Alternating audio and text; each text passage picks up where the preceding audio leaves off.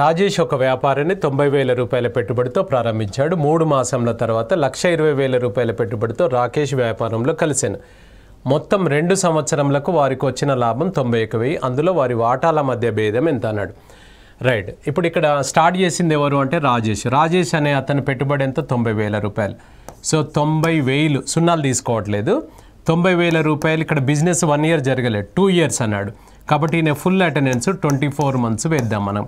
90,000 రూపాయలు ఈయన 24 నెలలు వ్యాపారంలో ఉన్నాడు. సెకండ్ పర్సన్ ఎవరు? రాకేష్ అనే అతను 1,20,000 రూపాయల పెట్టుబడితో వ్యాపారంలో కలిశాడు.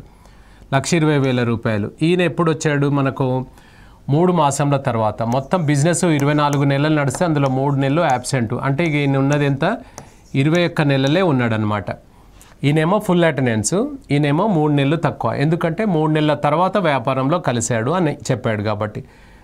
అగైన్ ఇక్కడ క్యాపిటల్ ఇంటూ టైం, అదే సూత్రం మనం. పెట్టుబడి ఇంటూ కాలం. ఇంకో 0 కూడా కట్ చేసుకుందాం. నెక్స్ట్ ఇది 12, ఇది 1 టైమ్స్, 12 ఇది 2 టైమ్స్. నెక్స్ట్ ఇది 3, ఇది 3 టైమ్స్, 3 ఇది 7 టైమ్స్. ఇది 3 ఇంటూ 2 6, ఇది 1 ఇంటూ 7 7 అనమాట.